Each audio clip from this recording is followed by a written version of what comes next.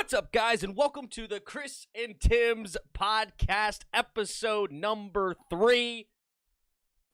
We have a good one. We're going to go into the Super Bowl, some NFL awards, the QB Carousel, and, of course, some Washington football team, a.k.a. Redskins, football news. How you doing today, Chris? What's going on? I'm doing fine. How you doing today? Not too bad. I had a brief opener. Did you see any of the game last night, the Jazz versus the Celtics? No, I was knocked out. Dude, Donovan Mitchell, I just wanted to bring it up quickly, is a dog.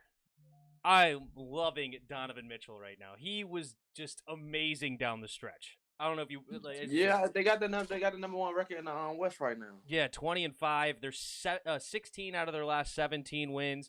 I think they could have a legitimate chance to get to the Western Conference Finals. I just don't think they have enough. I just don't think they have enough to get past the Lakers.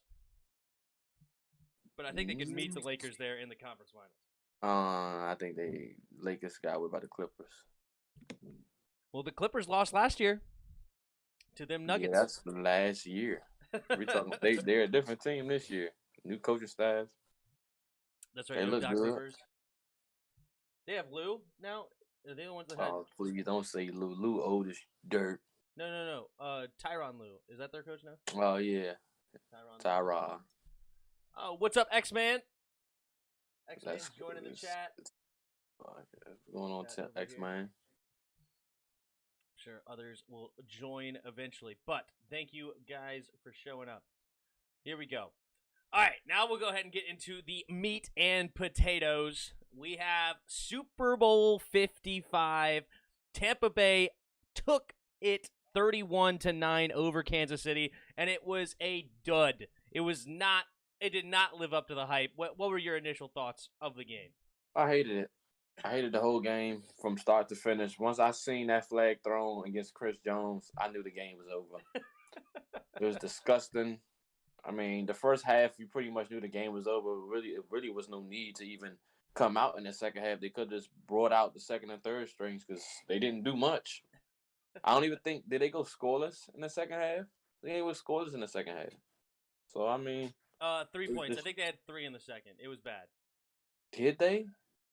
Yeah, I think they had a 3-point field because I think it was 21-6 at half, and I think they got 3 more at the. But it was bad.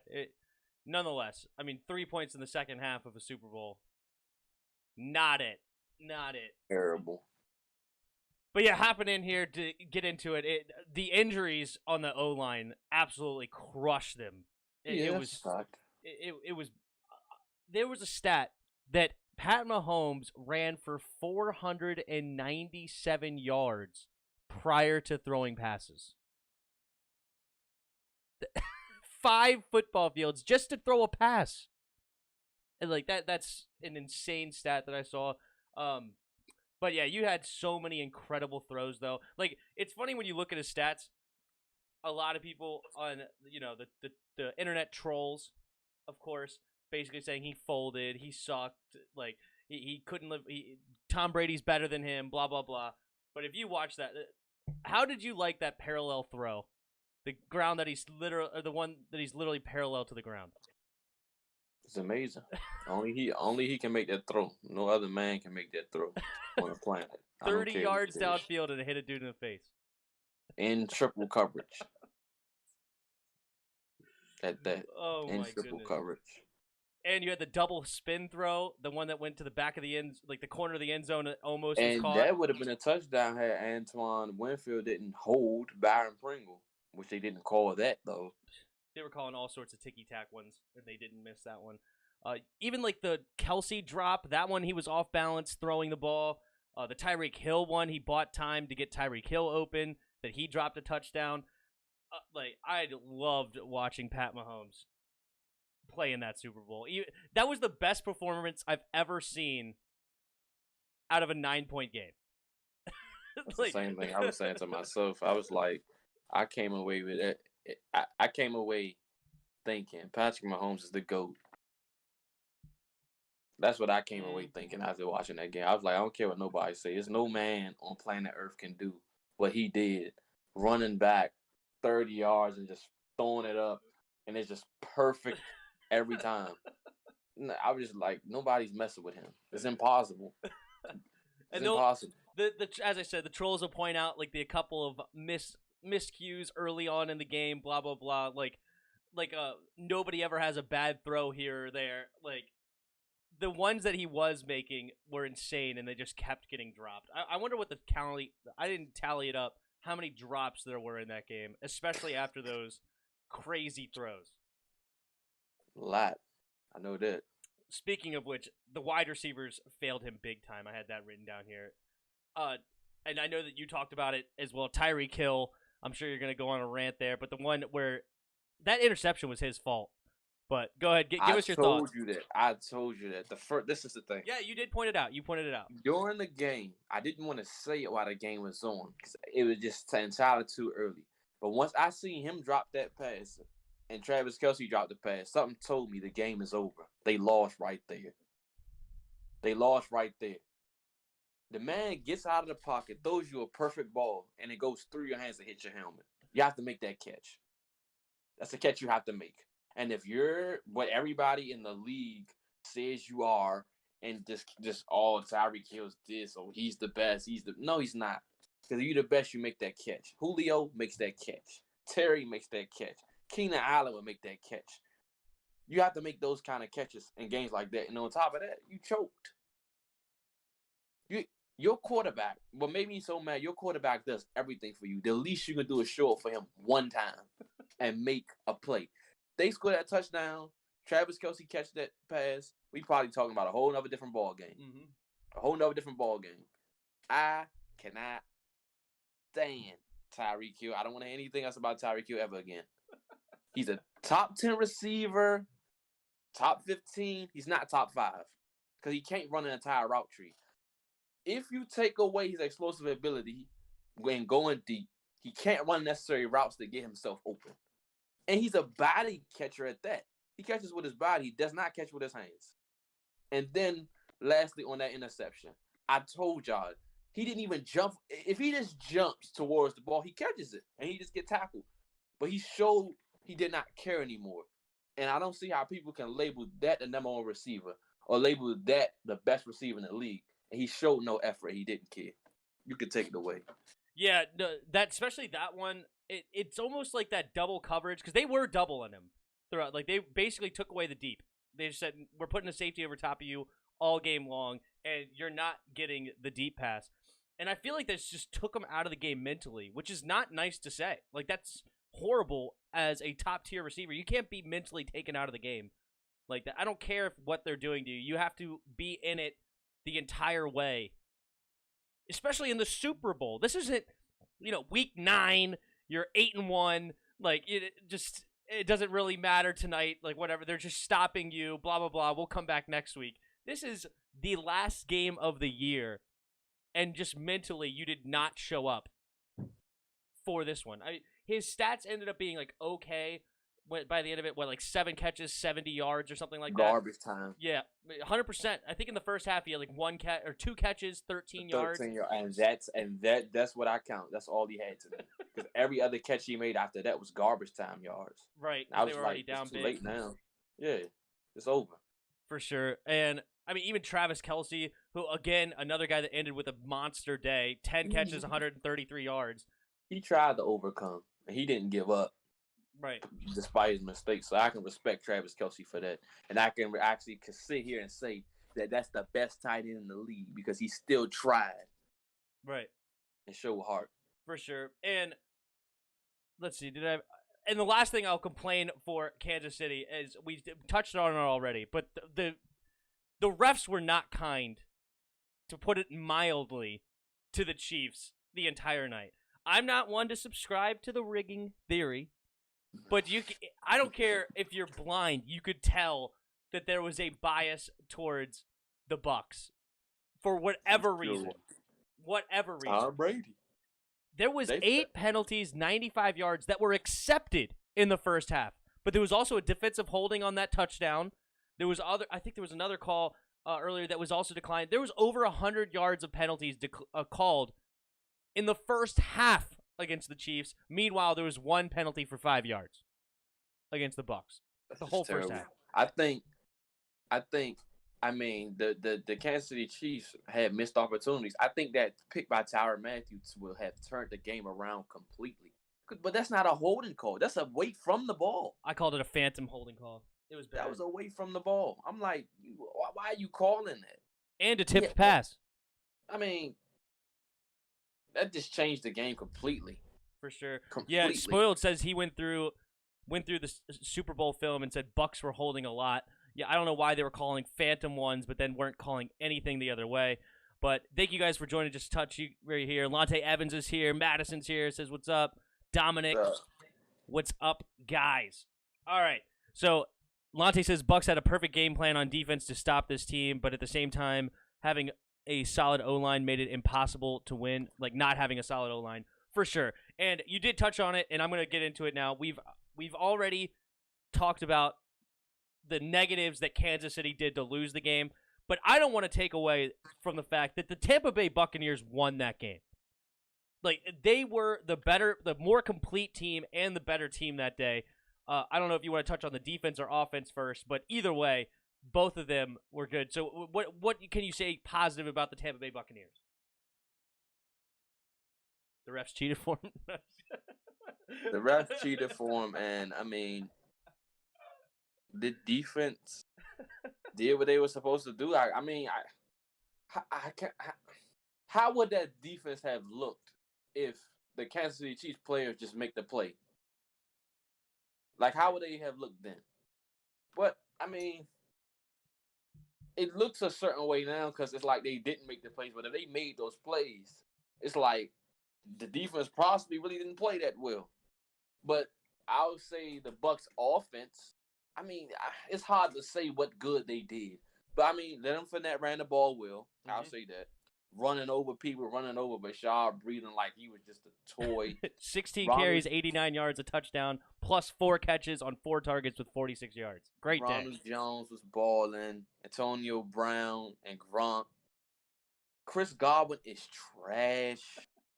He played horrible. He had 2 catches for 13 yards. He can't catch at all. But Gronk showed up. Shout out to Gronk. His old butt showed up. 6 catches, 67 yards, and 2 touchdowns. Yep. Tom did what he's supposed to do. Leonard Fournette probably play his way into a big contract for another team. Him and Ronald Jones. So I'll say that about him. Fair enough. You mentioned the offense, and it's crazy because that's the 3 players that showed up the biggest for Tampa Bay are the 3 players that Tom Brady brought in. Leonard Fournette, Rob Gronkowski, and Antonio Brown. Obviously, Gronk bringing out retirement, and the other 2 had character concerns. Nobody really wanted them because of their character off the field issues. They brought in, and then there's the ones that freaking killed it for them. So good for them. But I mean, I cannot go much longer without mentioning Devin White's name. What an absolute monster he is in the middle of that Tampa Bay defense. Devin White is a phenom. He is all over the place. All over the place. Levante David definitely had a good game, too. Him and White combined to shut down Travis Kelce in the middle of that field. Like, Travis Kelce was blanketed all day, especially in the first half. Later, they softened up the defense to prevent the deep pass. So, as I said, Travis Kelce ended up having a good day. But in that first half, I think he only had, 20 yards or 30 yards or something? Like, he was not going, if that, honestly. If that. And then also, that defensive line for them was incredible. Yes, they were going against a soft offensive line. But they did what they were supposed to do against a soft offensive line. They did not cower in the moment. There was times where literally JPP, Vita Vea, and Dominican Sue, and Shaq Barrett, I think it happened at least 3 times, where they all beat their man at the line. Pat Mahomes is immediately running for his life from 4 dudes, because they all 4 beat their dudes at the line. He was completely under duress.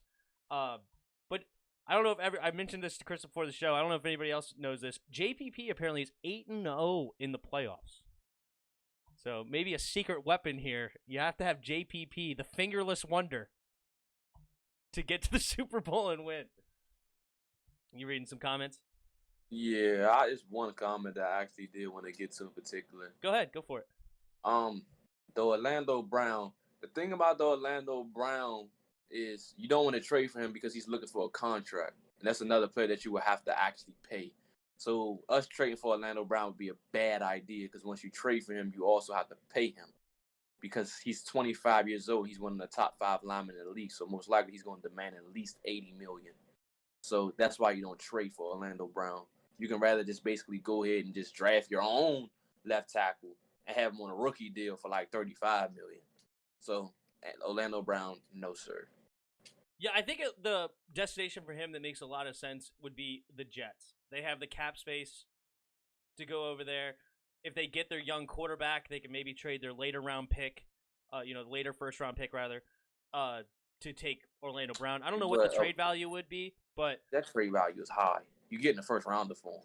That's what I said. I'm talking about the late first rounder. I'm not talking about a late round pick. I'm sorry, a late first rounder. Because they have 2 first rounders, and if they possibly can get a third one in the Sam Darnold trade, if somebody gets desperate, but they could potentially have 3 first round picks in this round, and maybe one of those can go to him at the left tackle, and then they already have what's his name, Mekhi Becton on the left tackle now. He could move to right tackle, and they could have a great tackle duo for whatever young quarterback they bring in.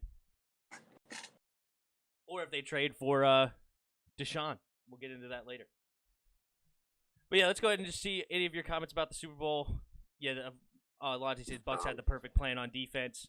Excuse me.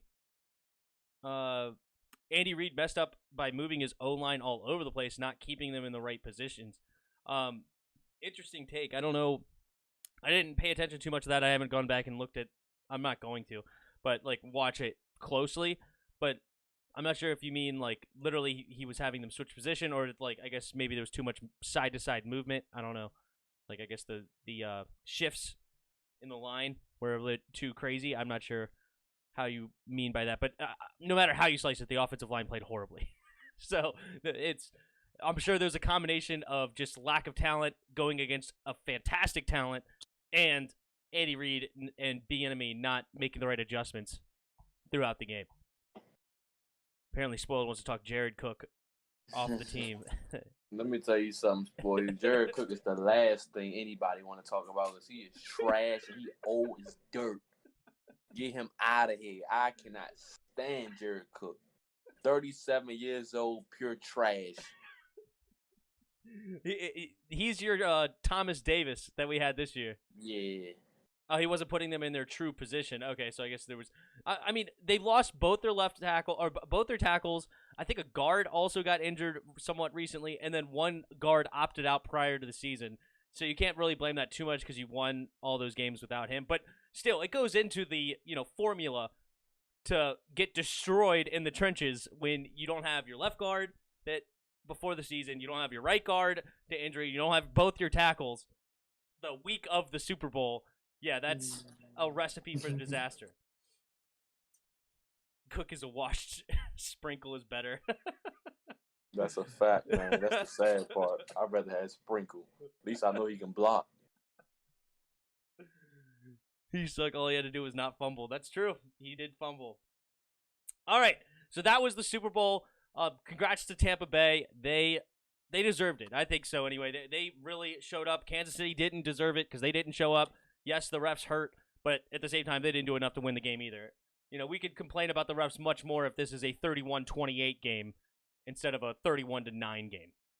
Can't get in the end zone. So, something else happened on Saturday. We have the NFL awards were given, and I know there was some controversy, according to some, of who got snubbed or whatever, and I'm just going to start with the obvious one. How in the world did frickin' Alex Smith not get 50 votes out of 50?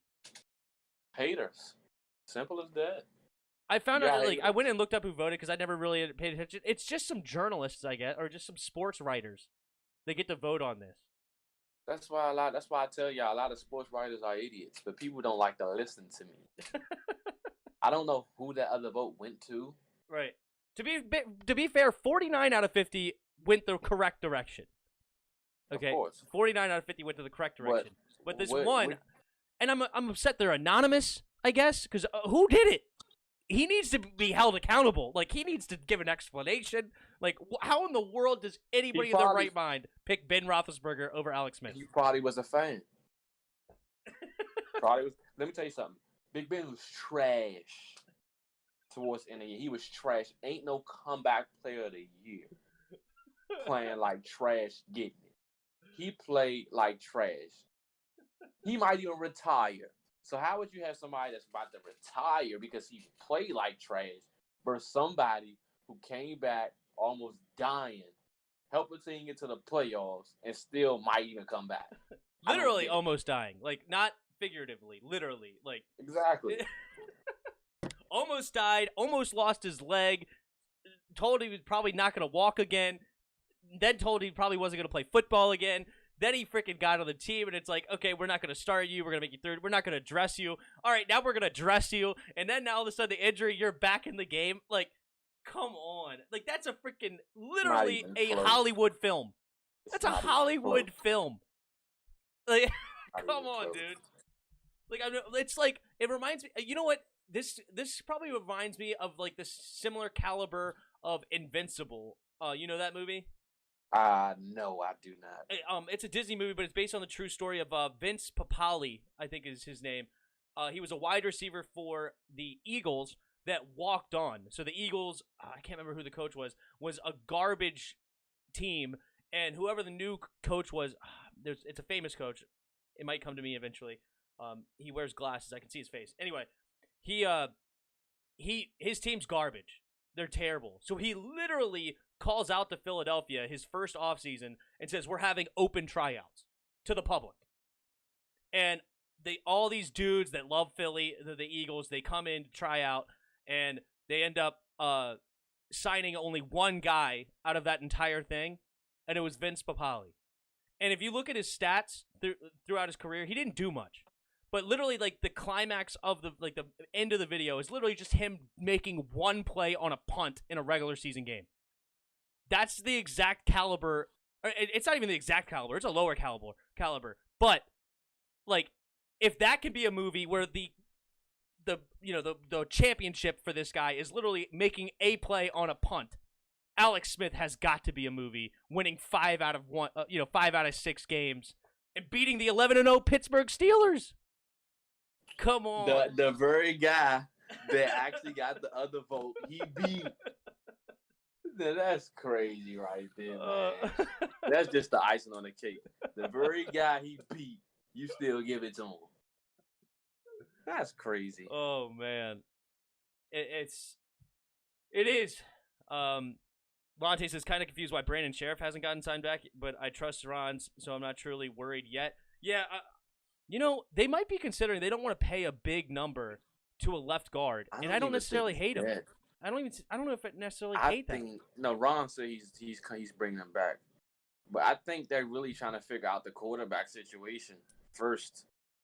I really do. I mean, if you don't know whether or not you want to sign a quarterback or not, I think by free agency, if we don't get a quarterback, Ron's gonna have to say, "Screw it, we gotta hurry up and sign Brandon before he go sign somewhere else." Brandon already said he wants to come back, so Ron probably like, let me see if I can find a quarterback right quick so I can fit him on the contract, then see how much I have to really spend in free agency and all the other stuff. That's a great point. Because, if they would have made the trade for Matt Stafford, like, that's going to be a $30 million cap hit. Okay, now we have to work around.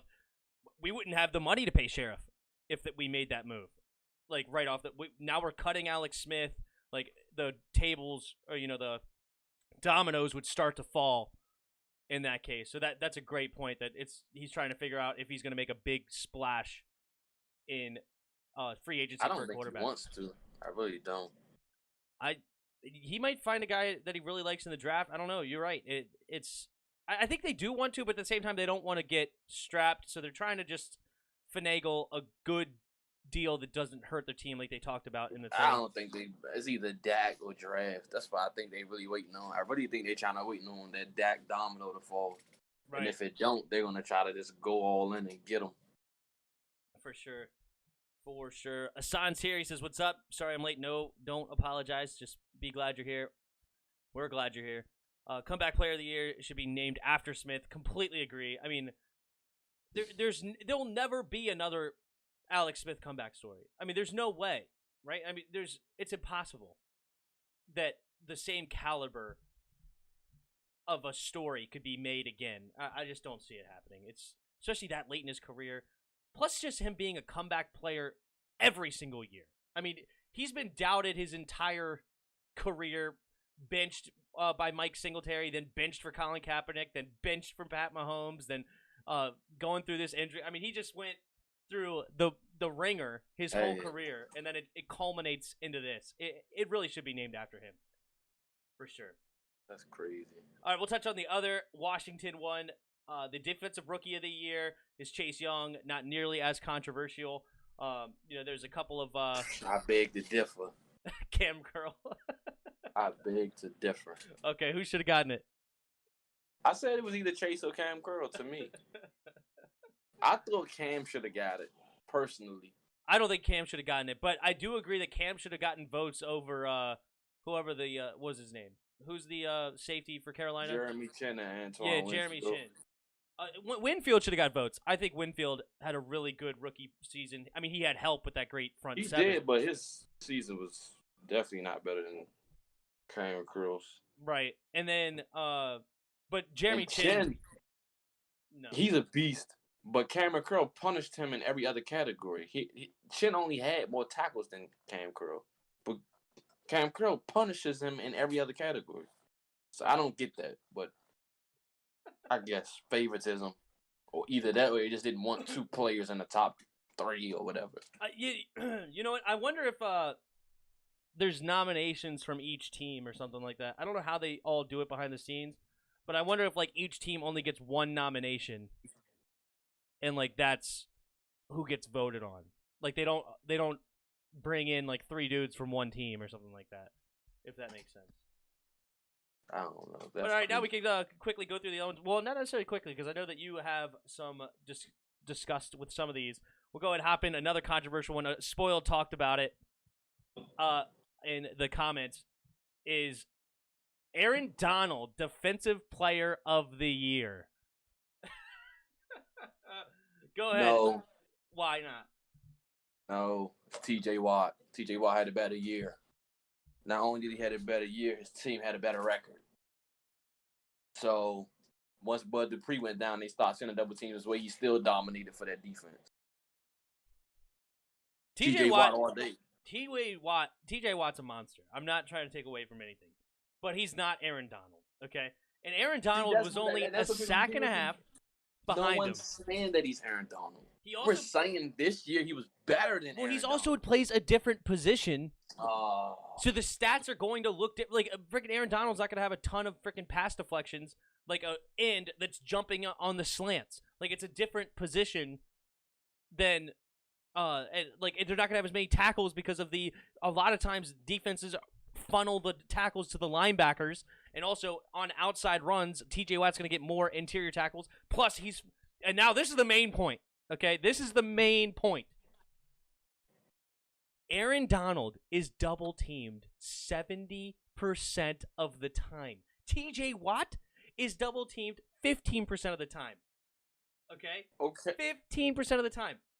All I can go off, I can't freaking, okay. That's almost like an irrelevant stat.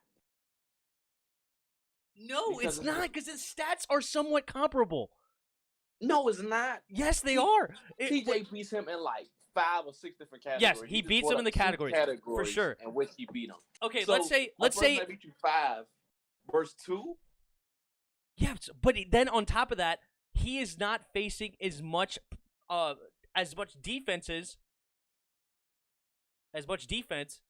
as the other player. And he's getting those kind of stats while getting double-teamed 70% of the time. That is insane. The man has Jalen Ramsey at corner.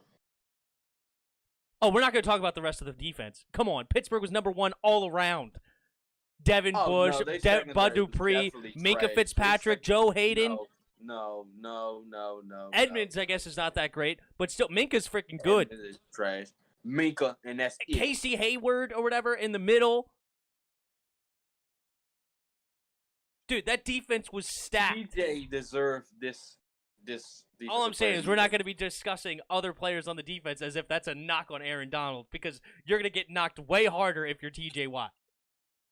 TJ Watt. Spoiled says TJ was double teamed. Yes, 15% of the time compared to 70% of the time. Not Aaron Donald. Aaron Donald, I'm not about to give you no pity party. You didn't deserve it. He got 13 and a half. He had the second most sacks in the league while getting double teamed 70% of the time. It doesn't matter. TJ had a better year. But you have to look at it in totality. You talked about me all the time looking at it in a totality. Why is it this time we're looking at the stats? TJ had a better year. No, he didn't. Yes, he did. Who's a bigger impact on that defense? Who's a bigger impact on that defense? Start to finish. Aaron Donald faded off later on in the year. TJ stuck it out. His production didn't drop. I don't know about nobody. Listen, I'm not about to keep giving a man Aaron Donald. He's great, but this year, bro, you don't deserve it. I beg to differ. I mean, if they would have given it to TJ Watt, I wouldn't have been crying about it. I think TJ Watt is awesome. James says, Tim, did you see how wasted Brady was? He held up by some. Yes, I did. Did you see that video? No, I didn't. I got sent to it in the chat. I can send it to you later. But basically, Tom Brady got off they're apparently having some sort of like boat parade or something, and Tom Brady got off his boat and was like walking on the dock and literally had to be like carried by somebody next to him. Like he's like, "Hey, how's it going?" Like he was trashed. Good for him. You know, he deserved it. He had a good time. But yeah, it was a funny video to watch. All right, is there any other ones that were controversial? Of course, Aaron Rodgers won MVP. I think we both agree on that. Yeah. Derrick Henry winning Offensive Player of the Year. I like that. 2,000 yards rushing. Yep, sure. I like that one. The other controversial one, I think, is Justin Herbert, Offensive Rookie of the Year. And just overall Rookie of the Year was Justin Herbert. I'm surprised they gave it to him in both categories. I thought they would, if you won Rookie of the Year, you wouldn't get the Offensive Rookie of the Year. Because whenever you get the MVP as a quarterback, you don't also get the Offensive Player of the Year on top Justin of it. Jefferson should have won it. Justin Jefferson should have won both, or just the Offensive Player of the Year? At least one of them. I kind of agree with that, actually. But as far as just overall Rookie of the Year, Justin Herbert did he had over 30 touchdowns as a rookie, plus 4,300 yards. Congratulations, Herbert. Congratulations, Herbert. He was incredible, actually. It was pretty impressive what he was able to. And Justin Jefferson's year was incredible, too. I think he had 1,400 yards. He didn't have that many touchdowns, maybe 4 or 5 touchdowns, I think, on like 70, 80 catches, I think. So the year that he has as a rookie was absolutely incredible. And when I first heard that Justin Herbert got it over Justin Jefferson, I was like you, thinking, wait, what? How in the world is that possible? The year Justin Jefferson had was just insane. But going in review as far as talking about the stats, Justin Herbert's rookie year was insane, especially considering he only played 15 games because he missed the first one. Obviously, Tyrod Taylor started the first one. So 15 games, and he threw like 4,300 yards and 31 touchdowns. Give him an extra game, that could be 33 touchdowns and 4,600 yards. 45, a large 4,500 yards. So it's, I don't know. I like the Justin Herbert. The only one I just didn't like was Chase Young should have got more votes. I think he only got like 28 out of the 50. And then freaking what's his name? Alex Smith not getting 50-0 is just stupid. Yeah. All right. So there is the award. Anything else kind of interesting? Josh Allen got like the award for DraftKings or whatever, the fantasy player. The coach of the year was the coach of the Browns, Kevin Stefanski, which I thought that's actually pretty fair. 11-5 season. They won a playoff game. Almost went to the Super Bowl. Yeah, well, at least almost got to the AFC Championship. Yeah. Anything else somewhat interesting? And then also just touching on the Pro Football Hall of Fame. Peyton Manning is finally getting into the Hall of Fame. Congratulations to him. That was a no-brainer. Calvin Johnson is another no-brainer. Wide receiver getting into the Hall of Fame. John Lynch, the safety, longtime safety, is getting in. And also Charles Woodson. I think those four were clear-cut considerations for the Hall of Fame. I just don't like this Alan Faneca in the offensive lineman when Joe Jacoby, one of the Hogs, is not in there. I think that's terrible. And also Drew Pearson should not be in under a lot of people. His stats, talk about stats, were way under even like people like Gary Clark, like just a Redskins player to name off, or even what's his name? Brian Mitchell should be in way over this guy. Brian Mitchell was second in all-purpose yards to Jerry Rice, the GOAT. Like, there's nobody else higher than him except for Jerry Rice. Maybe now somebody overtook him, I don't remember. But at the time, when he retired, he was second overall, and for a long time, he was second overall. That's interesting. All right. The play of the year, clutch performance play of the year, was Kyler Murray to DeAndre. That great catch over everybody. Apparently, they made up, somebody mentioned this in the chat, and I didn't believe them. They made up a Bud Light Celly of the year. Celebration of the year. Never mind. I was thinking cell phone or something like that. It's the celebration of the year, I guess. And it was Chase Claypool. Or in the celebration of the year, I guess. Interesting. Touchdown celebration. Anyway, that was cool. Let's see. Get into your comments. Spoiled says Calvin Johnson, well-deserved. Agreed. Breeze could get a retirement card like they gave Phillip. Maybe. I guess they're talking about Madden, actually. James, Dominic, I got back. Oh, yeah, you guys are talking a lot about Madden. Good. Have fun talking about that. That's great. We're not going to get into it, but awesome. Yeah, I was mad because those players from Derwin. Yep. All right. We're going to go ahead and hop into the next topic. And we're going to go ahead and hop onto the quarterback carousel, which has stalled for the time being. But the music's playing. There's a lot of chatter, a lot of sounds going on. There's a lot of rings and dings, but it's just not moving much yet. It's just not moving. So we'll go ahead and hop in. And this one, I don't think he's actually going to be moving personally, but there's been reports that Russell Wilson is apparently showing a lot of frustrations with the team. Says he wants to stay, but kind of wants to be in the control of more of the player personnel or be in the conversations. Do you think it's warranted criticism? And also, is there any trade possibilities? No, because you trading him. I heard just $39 million, then you're dead cap. He's not going anywhere. But if Russell Wilson wants what he wants, well, how about you extend 3 years, take a big pay cut so I can actually give you what you need? Right. Otherwise, sit there, shut up, and be the quarterback and keep getting sacked. Don't come complaining to me because you didn't want to take a pay cut. Right. You want all this money, but then you want to whine and cry that you don't have nothing. It's a reason why you don't have nothing. We don't have nothing to give anyone so they can come here. So what he needs to do is either shut up or take a pay cut or work with the Seahawks on a trade where somebody else can possibly restructure him, or he can be restructured beforehand. Mm-hmm. So that way when they trade him, they won't count against their dead money that much. But as far as him getting traded, no. Because $39 million that didn't get dead cap, they like, no. You just got to sit here and just be mad. And if you do ask for a trade, we don't care. What you going to say? I won't play? Cool. Sit on the bench. We going to figure out just sit there. Matter of fact, I wouldn't even do that. I'd make him play. For sure. Matter of fact, I wouldn't make him play. You want to sit on the bench? You're not getting none of your money. Thank you for your money. You're putting that into the cap. That's helping out cap out.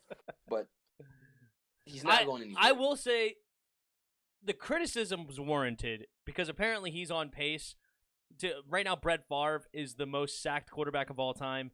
He's apparently on pace to destroy that from right now. I think the record's like 500 and something sacks.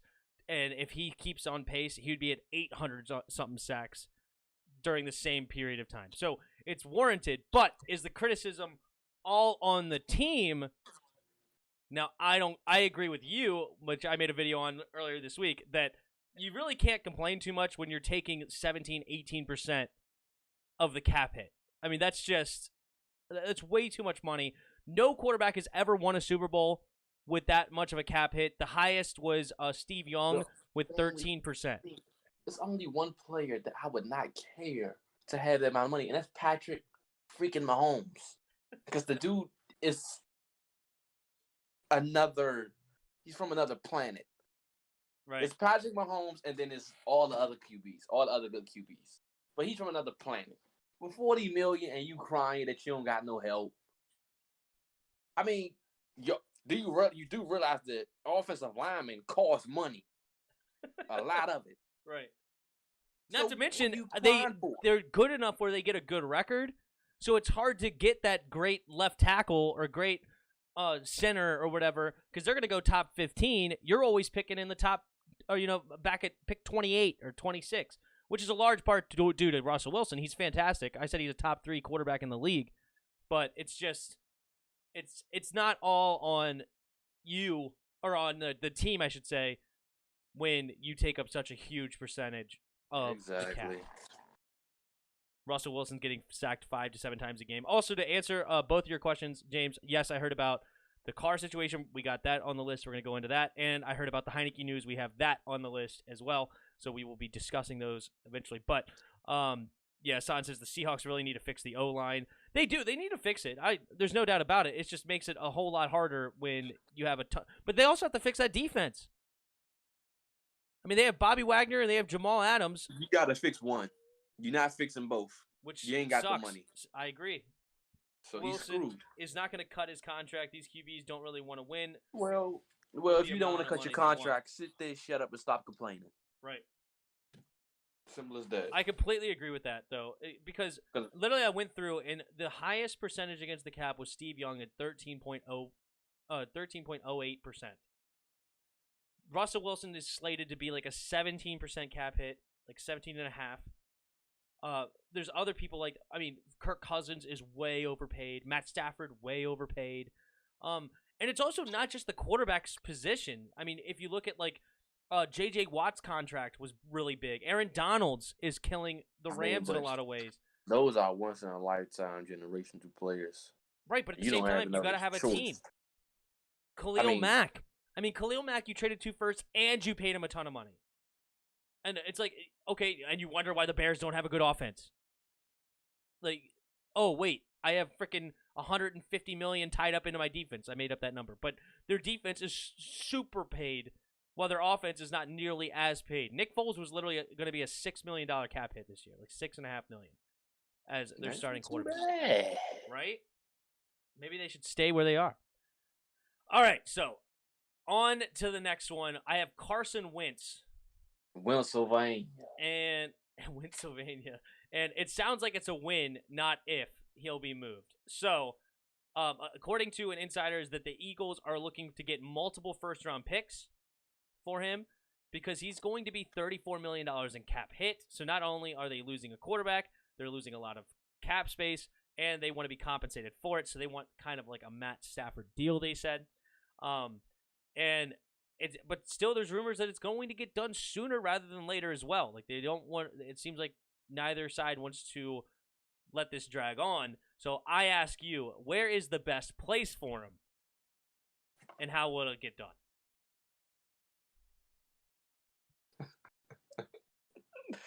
Before you go, Lonte Evans says Eagles are thinking about getting Foles back. I'm gonna go outside the box. Outside. Just for this one. This for this one. Okay. One time. One time. This is like one of the longest shots. Carson Wentz to the Texans. Deshaun Watson to the Eagles. I think the Texans is a good spot because they can have the cap space for him. They can tolerate him. And they ain't got no freaking quarterback there anyway.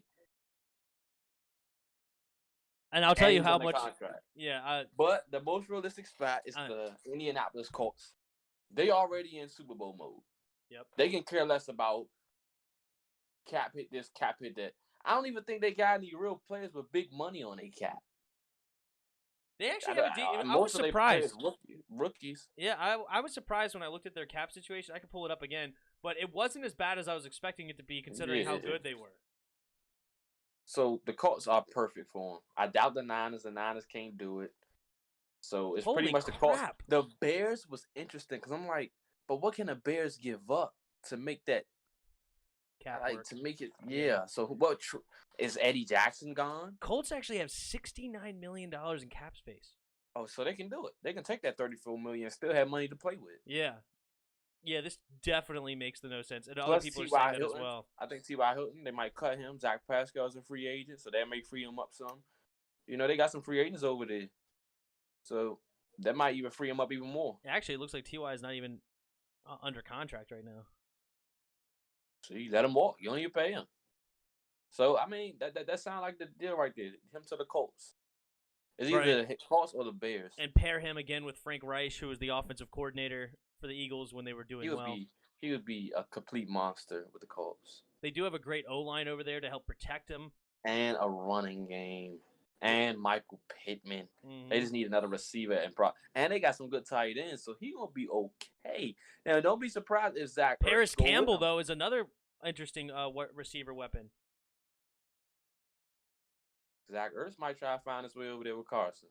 Never know. Ooh. Never know. Interesting. Yeah, a lot of people are saying the Colts. Kevin Harvick did say Wentz to the Panthers. I don't know what their cap situation is. No shot. I would like to see it because that means the Panthers are off the board for a quarterback. Now we can move right on up, swoop on in. Yeah, they only have $11 million on cap. Yeah, so they're screwed. They would have to trade Teddy Bridgewater. Unless you trade Teddy Bridgewater. Yeah. Who's a $23 million cap hit? I'm surprised that he's that high. But okay, interesting. I'm surprised they're in a quarterback conversation with that big of a cap hit. I told you that, but you didn't listen to me. Well, everybody's saying they're in the freaking conversations. All the freaking media sources. Yeah, they saying they want a quarterback. Well, that's so stupid because how the heck are you going to get off of Teddy Bridgewater's contract? Is anybody going to take a $23 million Teddy Bridgewater? No. So you screwed one way or the other. You'll have to do what the Rams did and trade extra picks just to get rid of him. Boy, you're not going to like to hear this unless Teddy Bridgewater comes back to New Orleans. Teddy Bridgewater comes back to New Orleans, $23 million on that cap. Not too bad. Lante says Carson needs to rework his contract if he really wants to leave and actually have a team around him. I just harped on it with Russell Wilson. I completely agree. But because of how the Colts are built and how much cap space they have, they're very young but extremely talented and very cheap deals. Short term, this could potentially work, but he has to stay healthy, which that's a huge question mark. I'm going to actually skip one and we'll come back to it. That's fine. We're going to go straight to Deshaun Watson since you mentioned him and the Carson Wentz. And just to touch on what you said, is an insider said that I actually didn't write it down here, no shot that they trade for Carson Wentz. Like, that is off the board for Deshaun Watson for Carson Wentz. That is not happening. He said the most likely destination, and he, I think, even went as far to say the only destination would actually be the Jets. Who? Deshaun Watson to the Jets. Because they have that number 2 overall pick, so they can go get their quarterback. It does make a lot of sense, actually, because Jets have the draft capital to make the move. They don't have the players, except for maybe Quinnen Williams. If I'm the Jets, no. I don't know. Just no. Screw Deshaun. If I'm the Jets, no. Why? It's a $40 million cap hit. I have the cap space, but I'm not spending cap on you. $40 million. I can get 4 players with $40 million. Solid, probably 4 Pro Bowl players with $40 million. Right. Draft me a quarterback, get him on a rookie deal, and continue to build around him I don't even have to use all my cap and have like $100 more million next year. Well, no. If I'm the Jets, Deshaun, no.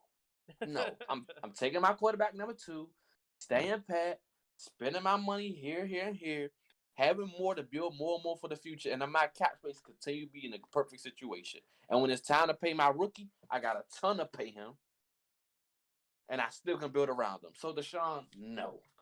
Just no. No. It makes a ton of sense, though. From like both teams' perspectives, but I do hear you. You really have an interesting situation if you really like a Justin Fields or you really like a Zach Wilson, that you have an opportunity to get a guy on a rookie deal that we just talked about, the cap situation. You don't want to pay a guy too much money, and then you also have a first-round pick extra to help build the rest of the team. You could potentially get a first-round pick for Sam Darnold if a team like the Bears gets desperate, which I think the Bears should go for Darnold. We'll get into that in a minute.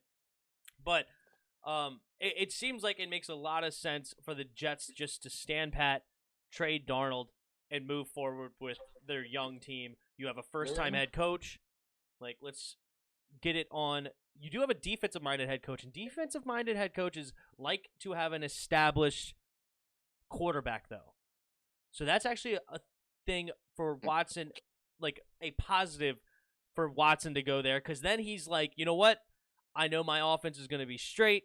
I can give my offensive coordinator more free reign because he's going to have the weapons he needs, or at least the weapon, the main weapon. And now I can focus in on my defense because that's where what I know best and really get this thing situated. I wouldn't do it if I'm the Jets. I'd let them roll. What if it was just for the second overall pick? No, I'm not giving up that pick. That pick is too valuable to me. Interesting. I don't care.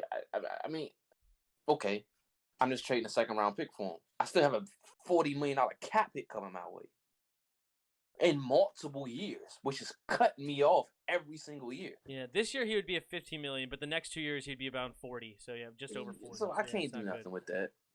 I mean, I can't do nothing with that. All right, so now we'll continue on this quarterback carousel train thing we got going. So we went from the Carson to Watson, now to Sam.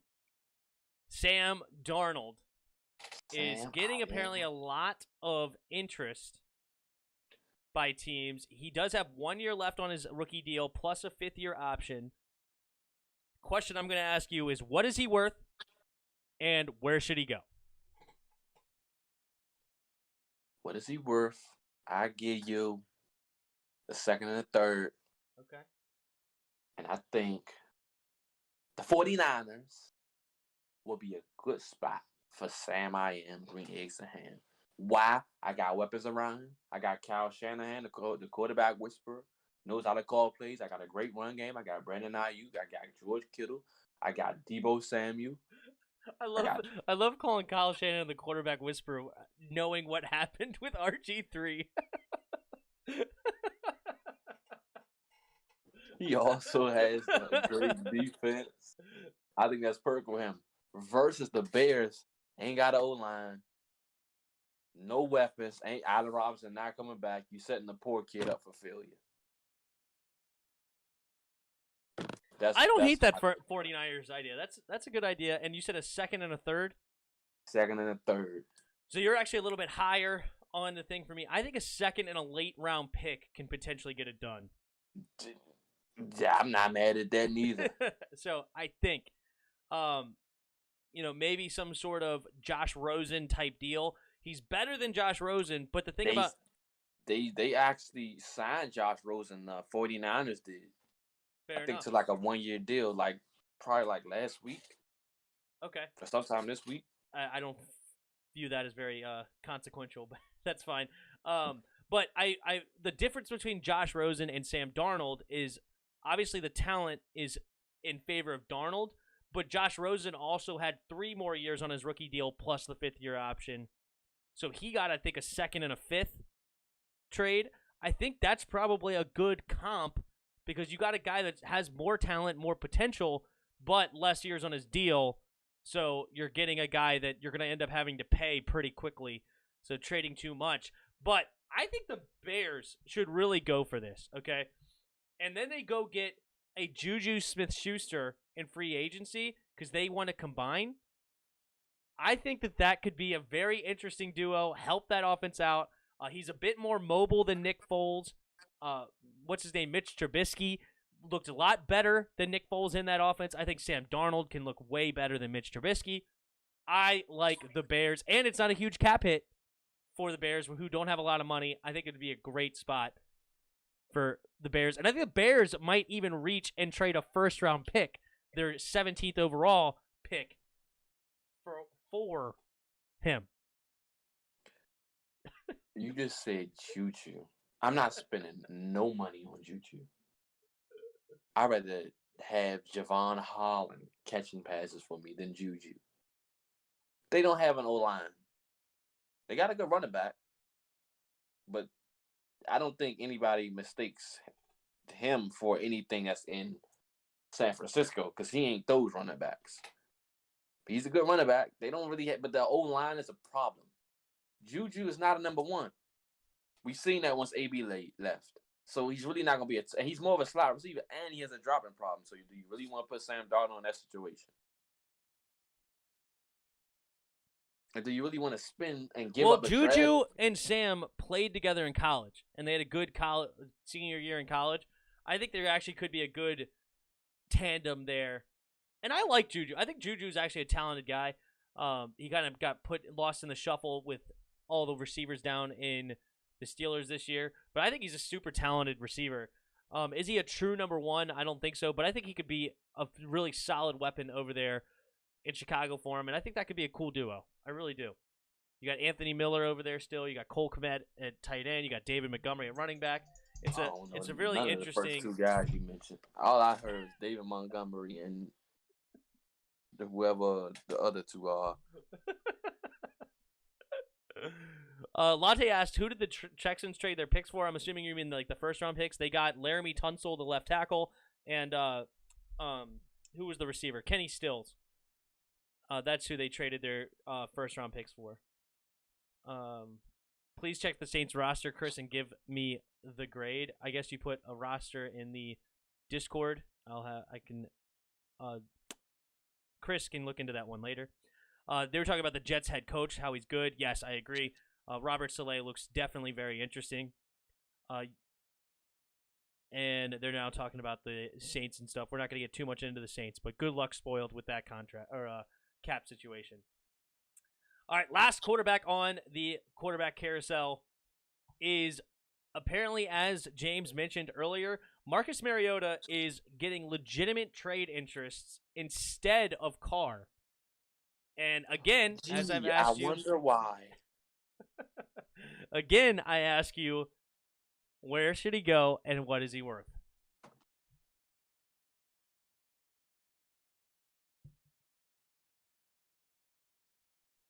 Man. Oh my gosh, that's a tough one. I can see Marcus Mariota going to the Vikings. Marcus Mariota to the Vikings. I see the Vikings doing that. What are they going to do with Kirk? That's the thing. I can see the Vikings or the Bears. You see the Bears. They need to quit. I think they'll be desperate in the quarterback market. So I can see the Bears making that move. So I say the Bears. All right. The Bears. I believe this is a classic cheap deal that the Patriots. Yes, that the Patriots could reach for. And I think this could be maybe around a 4th and a 7th round pick for Mariota.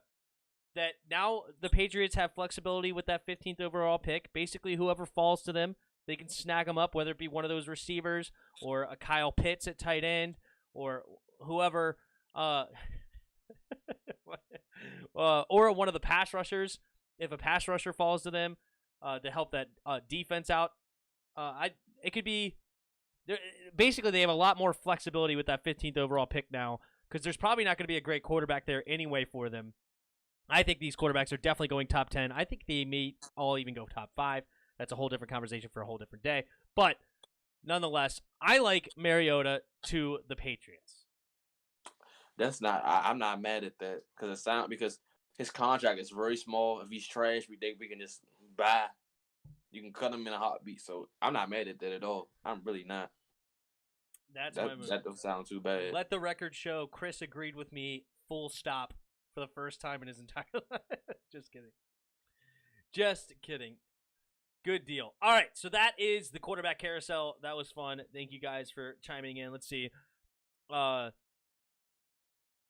says, if we can get Mariota, that would be nice. No shot. Drugs. No, thank you. It's because of that Chargers game. I'm not sure what you're referring to there, but Mariota coming to us, stop it. No, please no. Don't want that nonsense. All right. So we are getting right around to an hour, so we can go through these ones. This one pretty quick. We won't get into that ideal thing, but we can get into just a couple of Redskins news. That a couple of little things. I don't know which one is you. Which one's more important, the Heineke or the Prescott? Oh, and we'll go to that one first. We're gonna go Heineke. Heineke signed a 2-year deal worth $8.75 million, and I ask you, what does it mean? Means we have a solidified backup. I agree. And it also means that if we go into the draft and draft a quarterback, there will be a quarterback competition. Because the incentives is in how many games he starts in. So that tells me that kind of tells me they're leaning towards draft. So the incentive, quarterback competition. The incentives, I couldn't find it before the show, so I don't know if you know something that I don't. The incentive, is that on top of the 8.75, or is the incentives how he can get to the 8.75? How he can get. Okay, so it's not a guaranteed 8.75 or anything like that, or even a base salary. He has incentives to potentially get that high. Yep. Okay, I got you. But go ahead. But that's what it's telling me. It just shows that, you're bringing him back because the team believes in him. Terry likes him. The offensive players like him. The defensive players like him. The game they got behind him. He's gutsy. If our starting quarterback get hurt, that's the guy that can still take you to the Super Bowl. Taylor Heineke. We seen the guy outplayed Drew Brees, Aaron Rodgers, Tom Brady, Patrick Mahomes. All those guys he outplayed. You got to get that guy his money. So I say we got solidified backup, maybe even a starter. Starting week 1. He already knows the offense. Perfect. Why not bring the guy back? Fair enough. I agree. I do agree. It's a backup deal. You don't pay a starter $4 million. But I was thinking about this. I'm thinking right now, we are really handcuffed right now by Alex Smith. And I think if Alex Smith decides to come back, I think that right now we're going to go with Alex Smith, Taylor Heineke, a late-round pick, and Steven Montez as our backups going into training camp. I don't think Alex will start. I think so. I think Alex would be the they will leader have of the an open clubhouse. Quarterback competition. I'm telling you. They're going to have an open quarterback competition because you're not just going – Ron even said it. He regrets not having an open quarterback competition. He won't make that same mistake. And Taylor Heineke will beat Alex out if that were the case. If Alex is healthy, he will start. He's not going to win that battle. He will. I'm trying to tell you he won't win. There's nothing he can do. You don't know how much I would love to hear that Taylor Heineke beat out the entire competition. He I will. like him. But Lante does have a good point. He says, I don't trust Heineke just because of his injury history. Oh, my He God. does have an injury history. Can't deny that. But what he showed was a lot of guts, willing to throw the frickin' football, even against Carolina and against Tampa Bay. The dude has a bit of mobility. I think he ran a 4.6 40. He definitely showed it off, diving for the end zone, avoiding sacks, pump faking, getting people off their feet. He was awesome, extremely accurate when he was throwing the ball. I think he only had one bad throw in that playoff game, they said. One off-target throw. And I would love to hear that. But I'm thinking right now Alex is paid way too much money. And he's super smart. The dude's got tons of experience. and he freaking wins, dude. He If he freaking starts, wins. you're essentially saying you're just developing players. Bruh, he is like 13-4 in I this don't team. care if he does win. He's going to get hurt. You might as well just develop the players. You might as well not go for it because he's not going to get the job done. He's not going to complete the year. He just won't. He barely completed 4 or 5 games, and we see when he did in the Eagles game when he got scared. Who's to say he won't do that again and act scared again? He should have been taken out of that game. He should have been taken out. There was and they clear didn't take that him out. he was. So do we have faith and impaired. trust in Ron Rivera that they're going to take him out, and they didn't even take him out in that game? So do you really just want to just risk it all? Like I said, but I think they would be much more willing to take him out now that they know what Taylor Heinicke can do. Like they saw what he's capable of. At the time, they're like, we're trying to get into a playoff game. This guy's played a whole quarter for me. Do I really take out the guy that's 4-1 on this football team right now that's got us to this point for a guy that just walked into the place? I mean, at the time, I didn't even want Heinicke. Or at that time, I did. All right, sorry. At that time, they did. But I remember in the Carolina game, I'm calling for Steven Montez. I wanted to see what he had. I was so negative on Taylor. I'm like 6'1", 200 pounds, 1 touchdown, 3 interceptions. The dude's garbage. Why is he here? Why in the world did we put him on our team? I said put him in a game. I was right. I was not a fan of Heinicke when we first brought him in, but he won me over quickly in that Carolina game, and then what he was able to do in that freaking Tampa game was awesome. Man.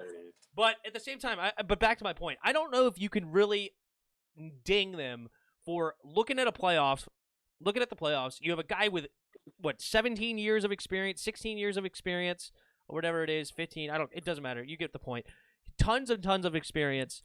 In there, he's 4-1 for you now. He beat Pittsburgh. He beat San Francisco. He beat, he beat everybody around. It's very interesting. Help beat the Steelers. Matter of fact, I think our defense won that game, and our defense for sure won the San Francisco game because he only threw for like 20-something yards in the San Francisco game, so he did not help us in that one at all. 27-something yards. Did he get hurt in that one? I think he did. Yeah, I think you're right. I think he did. You might be right. And then the Steelers won. John Bostic caught the pick. Our defense kind of won that game for us.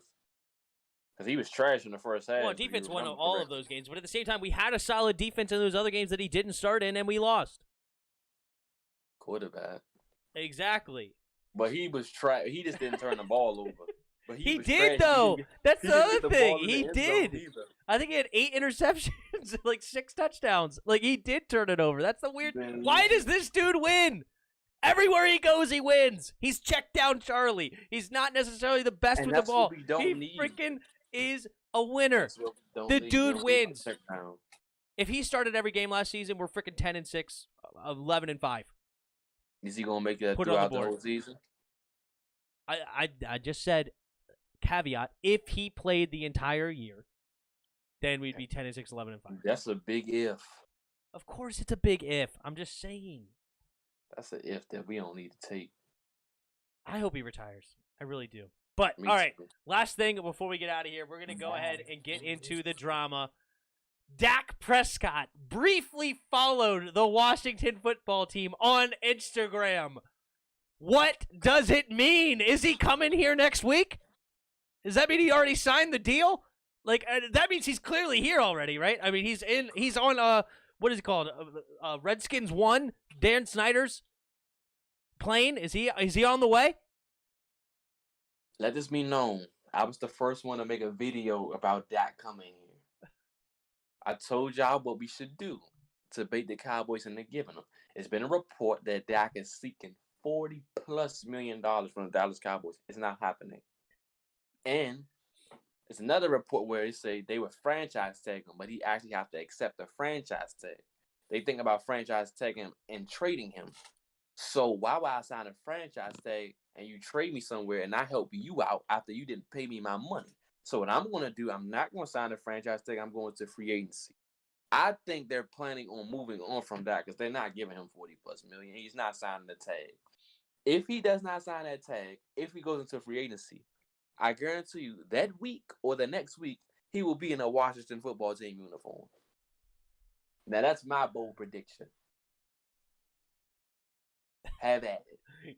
Spoiled says, no, Chris, you claim you don't know. You don't him? Or you don't want him? No. I mentioned Dak first. I brought Dak up. Go look at my videos. I brought Dak up. I don't remember what the thing. At first, I mentioned Dak. Chris said, no, I'm drafting someone. Maybe, I don't know.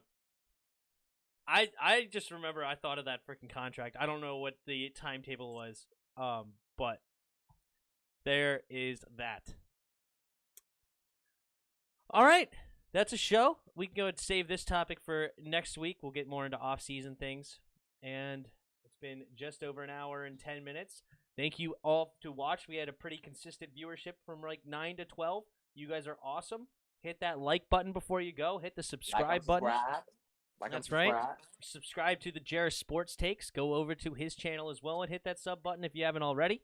And it's been fun chilling with you guys. And I might hang on a little bit. I know you're not feeling the hottest if you want to get off or if you want to hang out with the chat for a little bit or what. But that was the end of my topics. If you guys have anything else you guys want to bring up in the chat, we'll go ahead and hang out for a few. I know what's her name said that she had like 6. She only has like 6 players on her basketball team now. Madison's, Madison plays basketball for high school. Yeah. Apparently, like half her team got suspended for having weed in the locker room. Oh wow. Or something like that. I know in one of my comments of one of the videos, she wanted to talk about it at the end, but I don't know. We'll see if she's still even here. The Heineke news. We just went over the Heineke news, right? Yeah. Hassan says, love the podcast, appreciate it. Dominic says, goats. The goats. No, I did first. I can pull up the old streams. The old streams are up there, Spoiled. If you pull the clip, share it in the description. Oh, yeah, here it goes, Madison. By the way, we only had 6 players left on our team. The only reason we got 6 left is because Elizabeth moves to our school, and it's my high school team. I don't know who Elizabeth is, but I don't know who that is, but I'm sure she's a goat. Tell Lizzie I said hi. Tell Lizzie I said hi. Uh-oh. We already nicknaming her. There you go. Oh, man. Well, I hope you continue to score 45 points a game so your team has chances. But that's funny. All right, it was cool, guys. Thank you guys for hanging out. I don't see really any more comments coming in, so it was good. I think we're going to get out of here now. Thank you guys for watching. Thank you guys for hanging out. Thank you guys for hitting the like button. Thank you guys for subscribing. Thank you guys for being the goats. And you have any last words? No, sir. No, sir. And until next time. See ya! See ya!